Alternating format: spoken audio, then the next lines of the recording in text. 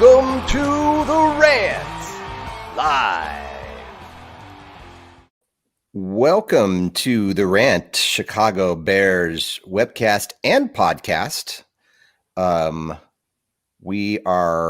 Jon, and Evan's over there hanging out. Sorry, just busy with a couple things. Yeah, I had to. We got things to do.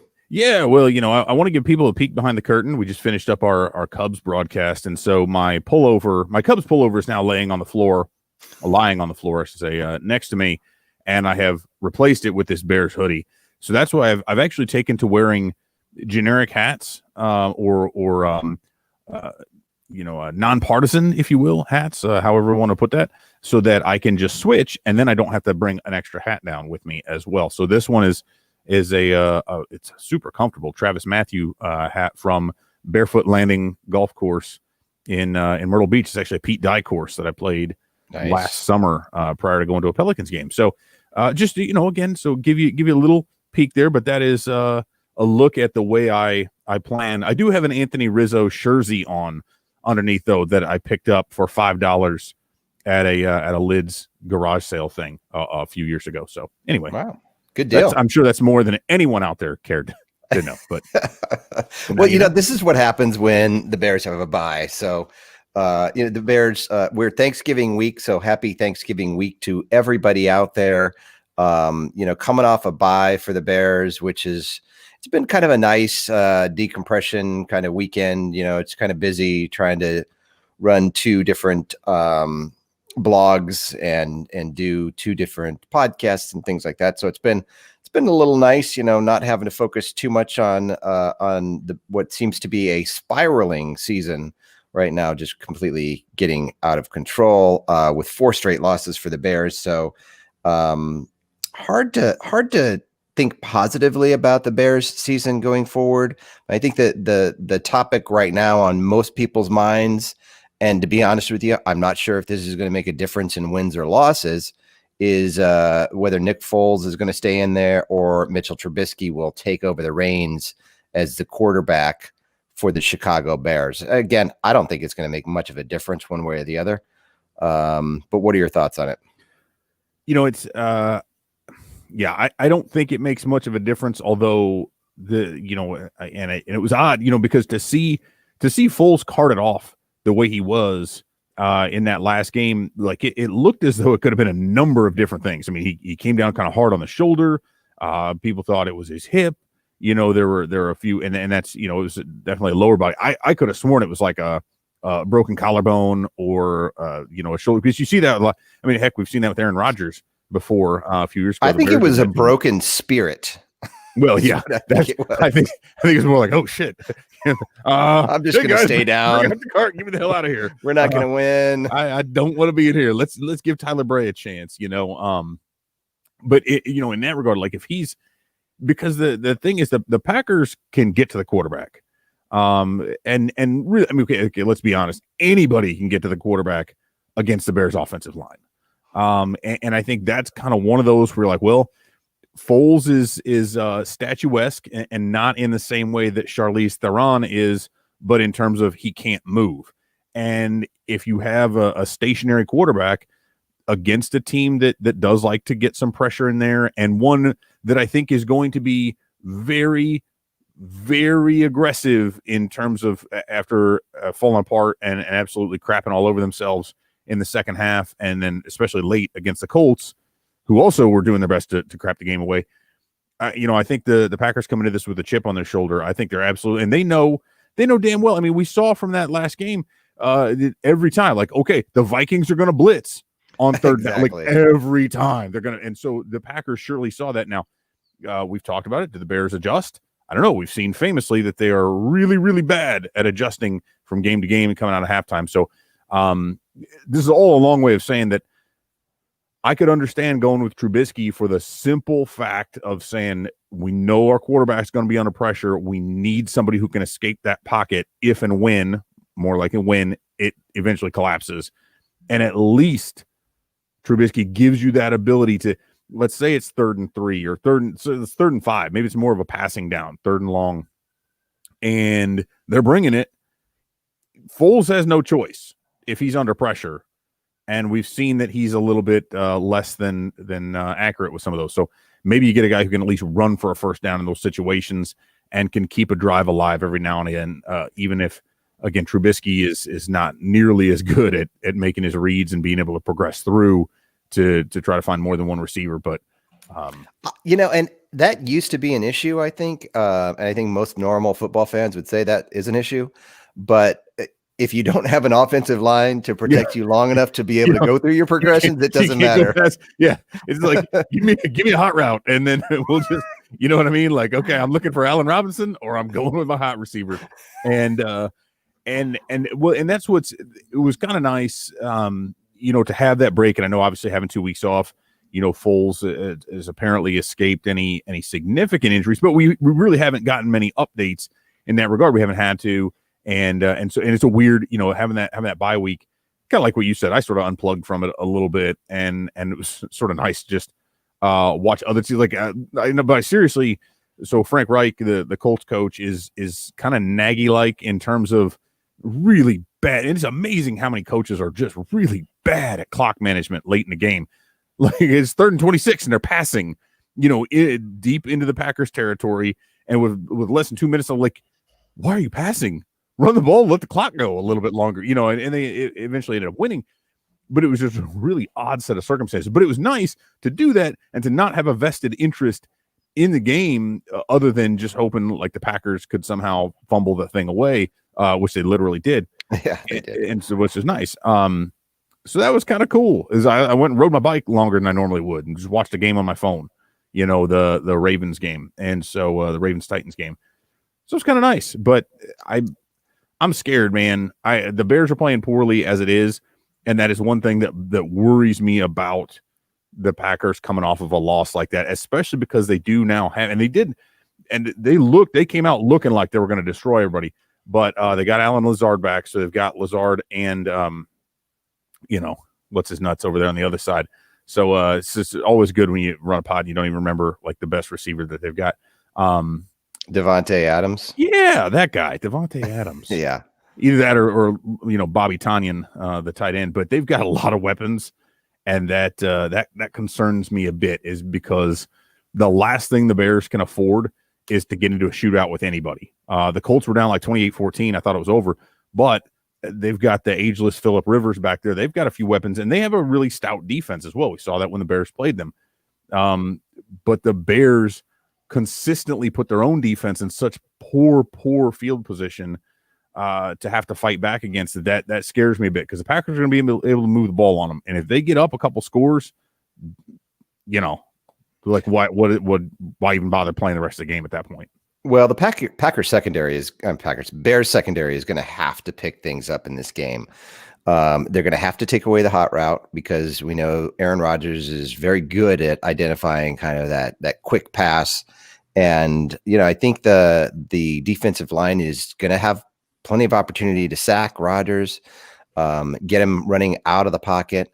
It's just going to be a matter of how well does the secondary perform in terms of whether they can limit the scoring. I mean, the More Bears. That, I don't think it's even. I would go a step further and say not only do they need to limit the scoring, I think they need to get multiple turnovers. The defense needs to score at least 1 to 2 touchdowns. Right, and that's why I think or get those turnovers deep, or get the a pick that they run back 30 or 40 yards to put the offense in a position where they don't need to sustain a drive. And again, those things are kind of elementary. Yeah. I suppose, but it can't just be about, because what we see from them a lot, right? We see, and the Bears have been this way for a long time. So go back to Lovie Smith and the Tampa 2 days, where they'd give a lot between the 20s, and then they would just lock down inside the 20. We've seen that. They've played excellent in the red zone for the most part this year. But in those situations, if you're getting turnovers deep, or if you're just holding them to field goals, you're still forcing your offense to then take the ball and go back the length of the field and get that drive. So what they can't just tighten up in the red zone, like let the Packers move the ball. They really do need to get some of those stops, and not just stops, because then they get, the punt comes back, they get pinned inside the 10, and they're screwed. They need to get picks, and they need to get fumbles, and they need to get the ball back into plus territory. If that does not happen, if they allow the Packers to move the ball and score in any form, because again, we're talking about a team, the Bears have failed to score a touchdown in just about half of their first quarters over the last 2.5 years now, almost 3 years. And they've only scored one offensive touchdown in the third quarter. So how each half starts will tell the story of the game. If Packers come out hot in the first quarter, go ahead and I would say pack it in and flip to another game, but it's Sunday Night Football, so there are no other games. There will be no other options. Find something to watch on Netflix. Post haste. The Queen's Gambit is awesome. So there you go. So yeah, I agree. I mean, if I'm Matt Nagy, you're sitting down with Chuck Pagano and you're trying to figure out a way to win this game.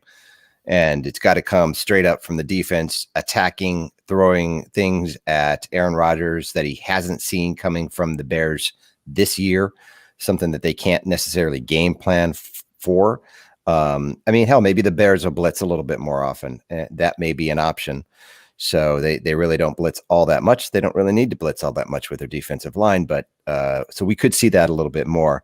Are there any reasons for optimism as we look forward? And when I say that, I mean not just as we look forward to the rest of this season, but as we look forward beyond this season.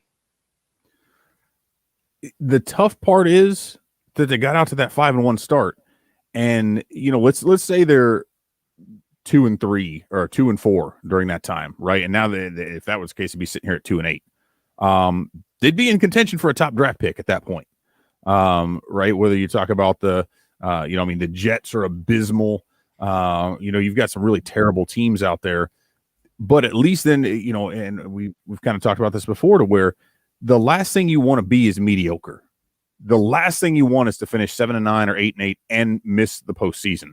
Yeah. Because now you don't even have a shot at the playoffs, which and the Bears are not, again, I'd kind of rather not see them in the playoffs, honestly, if they continue to play like this, unless something changes. But they also don't have a top draft pick. Let's assume Ryan Pace is gone. Like, he's not a dude I want picking high anyway. I don't want him and they have so many holes they got to fill. I don't want Ryan Pace making a draft pick. But if he does, at least if there's a high enough draft pick, it's maybe harder to screw it up, although then it's a bigger bust if you do. That's where my problem lies, is that this team feels like it's treading water currently, and doing that will put them in position to only have to do more of the same in the future because they're cap strapped. They've got a lot of veterans who are making Robert Quinn, making more money than they deserve. They're probably not going to be able to bring Allen Robinson back. That cap is going to cut into the amount of money that they can pay to guys to bring them in to fill holes. And so there's a lot going on here that is working really, really hard against the people. And I guess here's where I'm looking at this. And again, it's really long and I'm rambling, but if we look at the idea that Nagy and Pace should be given more time, the problem is that next season puts them in a position to where they're not going to have, it's not as if they can go through and retool and add a bunch of talent on the fly and give them better options to work with. You're really looking at kind of similar to what we're seeing on the north side of town with the Cubs, in that they're going to have to undergo some new changes. And for my money, I would just as soon see a new leadership structure in place to be able to kind of clean some of that out and start somewhat fresh, because otherwise now you've got another lame duck season going on, and that's just not helpful. Yep. Yeah, I mean, the parallels between the Bears and the Cubs are kind of uncanny, to be honest with you. Where they find themselves, kind of the changes that you just outlined are going to have to take place. The players that they are going to lose, be it on because of their own choices or just because, they're players that are going to move on and get bigger contracts from other teams. It definitely feels very much like the Cubs, where, Theo Epstein just handed over the reins to Jed Hoyer to say, hey, listen, there's a lot of big long-term decisions that are going to be made here. So why don't you go ahead and be the one who makes those decisions, because you're the one that's going to have to live by them. And I think if you're, if you're looking at the Bears, it's the same thing. It's the same sense. If you're going to bring a new GM in, this is the time to do it. And a new coach. And so I agree. I think if there's any reason for optimism about the Bears, it's that we may be seeing a fresh start at the end of this season. Some people were asking about the path to the playoffs. So, I kind of went through the remaining games that they've got on their schedule. Only 6 games. The road to the playoffs goes through Green Bay. If the Bears can beat Green Bay one of the 2 games, they should be real close to making the playoffs. I mean, they're kind of going up against, I think the Cardinals and the Rams are the 2 teams, and I think the Rams hold the head-to-head tiebreaker. Is that how they do? Is that the tiebreaker? Is it head-to-head or is it conference? I mean, I was thinking they would go. I don't know how they've got it now. Well, especially, I mean, we still are in there's still the potential for the further expanded playoffs, right? If we go with the contingency plan, if some things are to fall apart, it doesn't appear that that's going to be likely because they've been able to play everything so far. But I think that kind of throws a monkey wrench in it. But yeah, I mean, they've got to finish. They got to finish like 500. But it would be head to head with a non. I think that's the first one, and then you go divisional record, right? Best won-loss tied percentage in games played within the division. Yeah, and so when it comes to the Rams, they've got to finish better than the Rams because the Rams are going to have the tiebreaker there. When it comes to the Cardinals, it's hard to see the Cardinals fading that much. So, I mean, really, in order to get in the playoffs, I think the Bears are going to need 10 wins. I don't like that. Yeah, I mean, I don't. I just don't think it happens. I mean, I don't think they're going to get in there with 9, given the fact that they lose. Well, they've got the head-to-head. When you're 5-5, right, and you need to get to 10 wins. So let's do some quick math. 16 games minus 10. That's 6 games left. They've got to go 5-1 to get to 10. They've done it already. They did it earlier this year. Hey. They went 5-1, but let's see what they got to play the Packers twice in that, right? They got to play the Vikings again. They got to play the Lions. Although the Lions looked like absolute trash yesterday, they were awful. Who else is on the schedule? They play the remaining? Packers, the Lions, the Texans, the Vikings, the Jags, and the Packers. So I mean, honestly, you've got the Texans who, if you can shut them down offensively. This is the problem with the Bears, though. It's like, when I look at any game and you're like, hey, yeah, you got the defense. And so if you can shut them down offensively, like I just said, but then you realize that their offense is just so bad. Right. They got to score. Even if you shut down another team defensively, you still have to score points to win.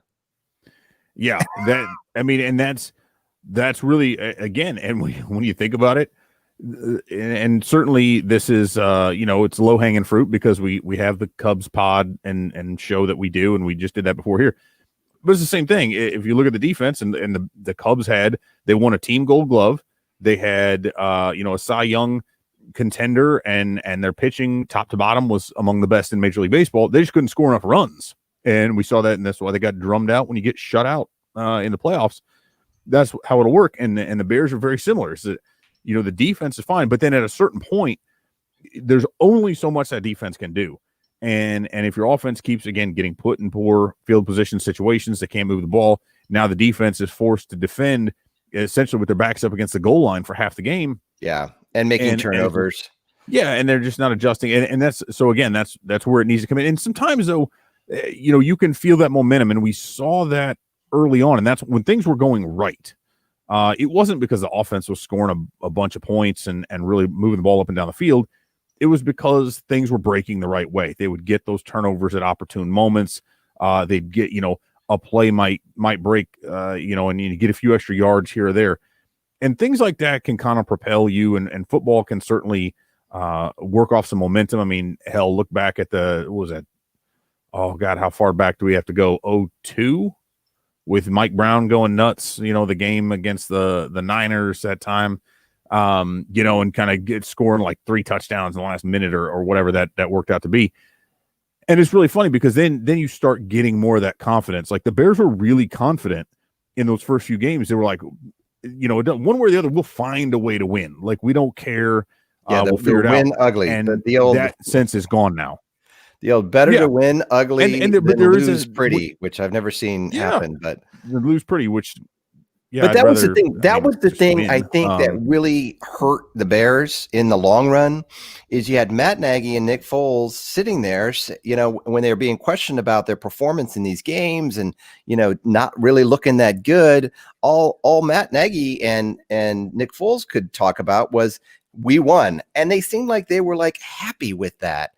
There's things we need to fix, but we won. And it was just kind of like, it just never felt like they were actually taking it seriously. Like, I mean, if I was Matt Nagy, I listen, I expected Matt Nagy after the games like that, after those ugly wins, to be very mad. And what I saw from Matt Nagy after those games was a guy who was taking questions, was wondering why, was getting defensive in his answers, and wasn't have to go back fully, check tape. Yeah, wasn't fully accepting the fact that, while yes, you did win the game, your team played really poorly, and you need to be mad about that. Yeah, and that's they seemed their confidence was in something far too shallow to be able to keep up, right? Like they were saying, and it was easy to kind of believe that at first, for them to say, "Hey, well, look, we're winning and it's ugly." It's just kicking the can down the road, right? It's like, but hey, and the offense doesn't look good. But Foles has only just started out in this role and kind of being the starter full time for us and learning things, and the offense will gel down the road. And then it didn't happen. It's like, oh, we got to go back and look at this, and it didn't happen again. Oh well, maybe we'll consider some changes. And then by the time you get to week 10, and now you're changing your play caller, right? 9 games into it, and certainly the 2 previous seasons, the ship has sailed on that really making a significant difference. And it looked like it made a difference for about 2 quarters, and that was about it. But as a result of looking at it, and as you said, kind of being defensive about it and sort of putting up that wall and saying, rather than saying, listen, we know we're going to improve, everything's fine because we're 5-1 and we're winning ugly and we're going to get better. That's what they took it as, rather than saying, we're 5-1 and we really have no right to be. At best, we should be maybe 3-3, maybe 4-2 at very best. And there's some things we need to fix, and we're going to meaningfully go through and fix it. So it wasn't that they weren't looking at it like something is wrong and it needs to be fixed. They were looking at it like, oh, hey, everything's cool because we're winning, and all we have to do is change a couple things and improve there. Those are, to me, 2 very massive things, because one indicates we're working actively to make this better, and the other one is like, it's cool. We're just going to let this kind of evolve and see how it works out.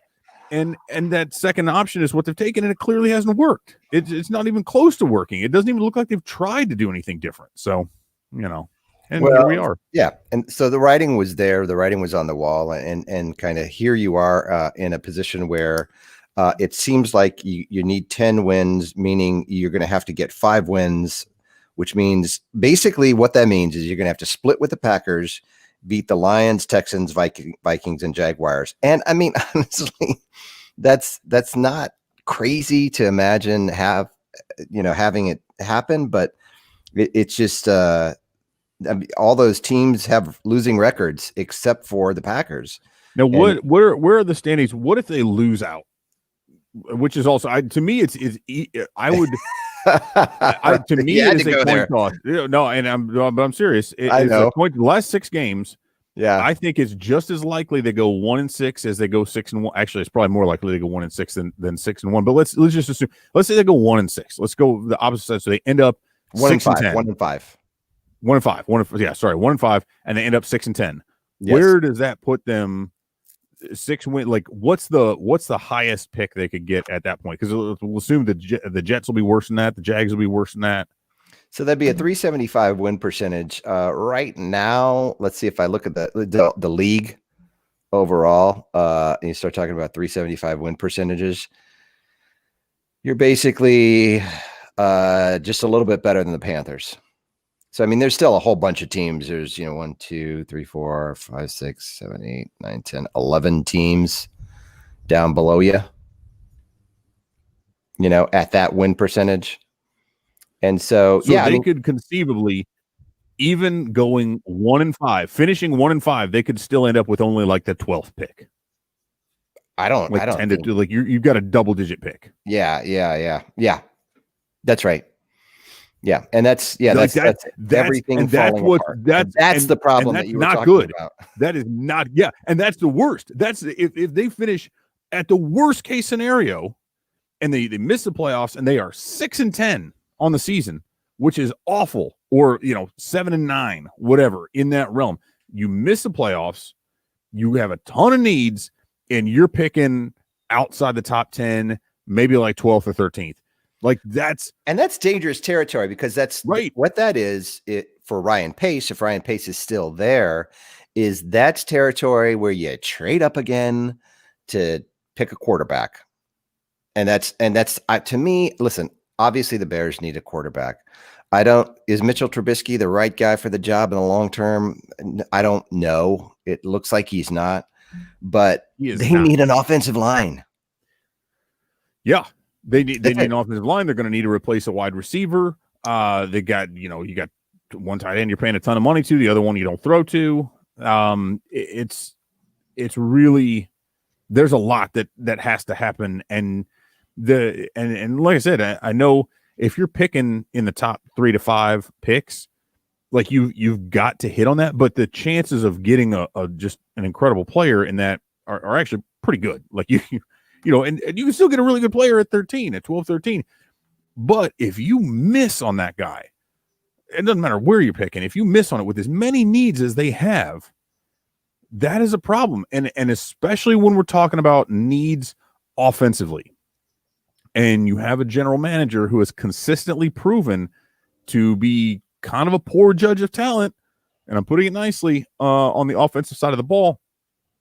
Now you're mixing these things together. It's like, okay, we need good offense, but that is where I think that 5-1 start and the false confidence that it gave them might have been the word. And again, I don't want to make it to be like, oh, they should have just come out 1-5 and they should have tanked. I don't want to put it like that, but I think that they did not use that start to fuel them in the way that they should have. And as a result, it put them in a position, not only have false confidence, but now that they haven't made good on the changes they need to make, and that they didn't completely self-examine or correctly self-examine and course correct. And now they're stuck in a situation where a best case scenario gets them into the playoffs. Because I think gets them. I don't think 5-1 is a possibility. Personally, I think 4-2 would be great, and they could still get into the playoffs with that. It's possible. Maybe that's your best case scenario. Your worst case is that you finish, with 5 or 6 wins, and you're still not picking very high. So now you're in that mediocre. There's no place worse to be than the middle. No place worse. You go 12-4, you get a good seed, and you win a playoff game, whatever. Okay, you can build on that. You go 2-14, you get a top pick, you get your quarterback of the future, your stud lineman, whatever, and you can build on that. You're stuck in the middle from 10 to 20.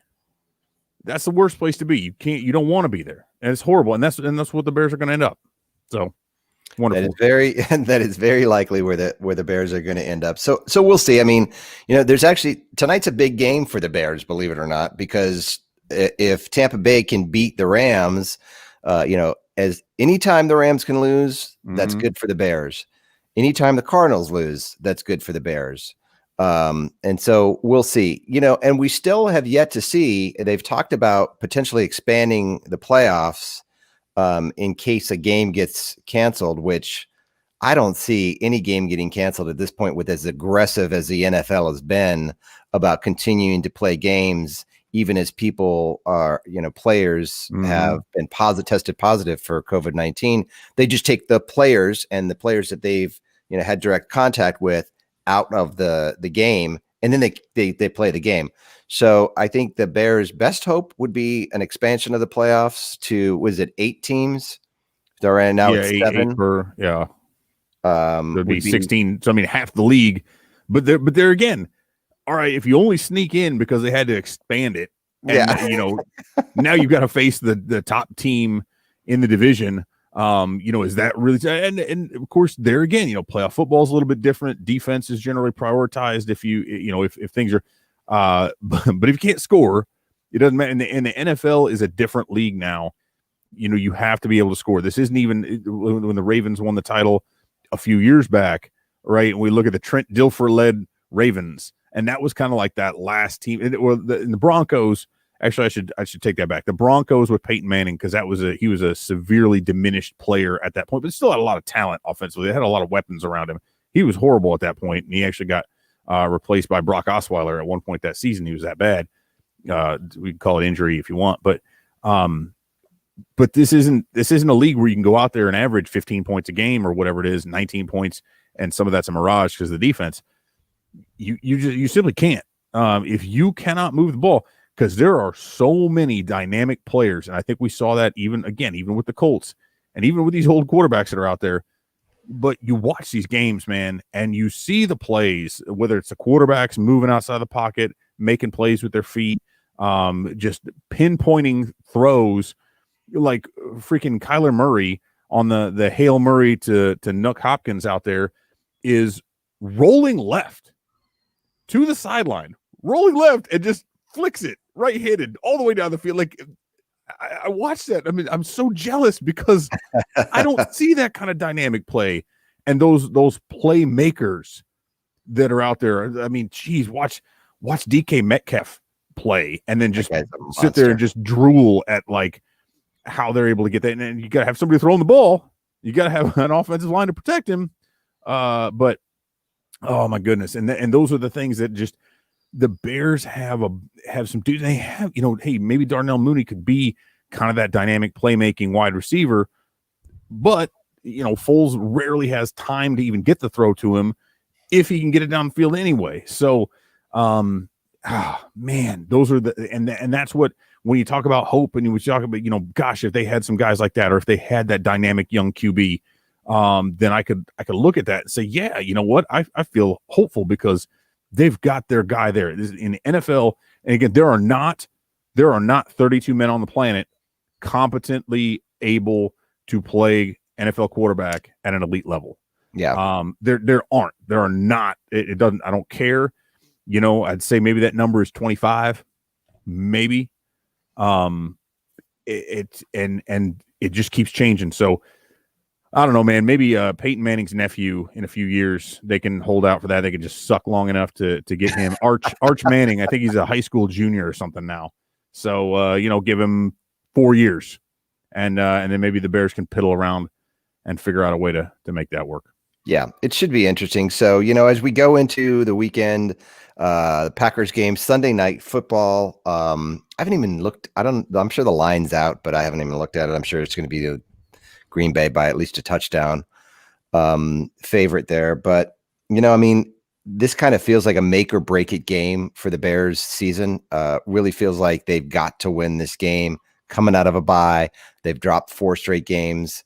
And so I guess we'll see what happens. There's no indication whatsoever, unless it's just recently come out, that the Bears, that Matt Nagy is going to go with anybody other than Nick Foles at quarterback. I don't really know that they have any options. I know Trubisky was throwing this week, but what you don't want to do is put a guy in there with a shoulder injury and just make it worse. That he hurt on the one play that he was in when they were trying to make him Taysom Hill. It's like, oh, that was about as Bears as you can get, by the way. Bears 2020. Like it was a dumb play design in the first place, and then he gets hurt on it. But oh well. Yeah. So it kind of is what it is. This week we'll see what happens. I mean, listen, all we can hope for is that it's a competitive game and that the Bears defense scores 2 touchdowns. Yeah. And I think if that happens, then the Bears really have a chance to win this game. If the defense can outscore their own offense, then that's it always gives you a chance, right? So, but hey, listen, enjoy Thanksgiving, everybody.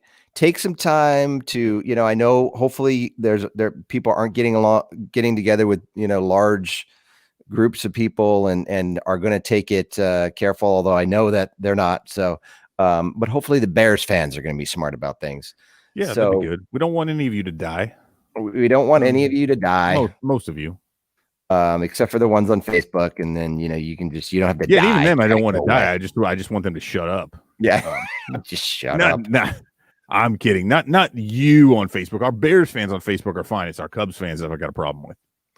I don't know, man. I've been you've got to kind of look through some of the Bears comments too. It's a little raggy out there sometimes. So I just I'm getting smarter about avoiding things. So maybe look at maybe you. in my old age I've gained wisdom. A little politically That's correct crazy. there. Weird.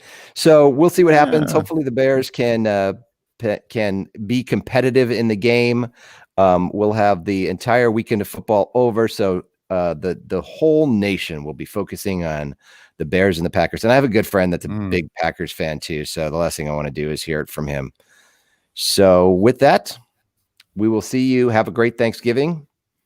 And we will see you guys next week. Bye, everybody. Bye.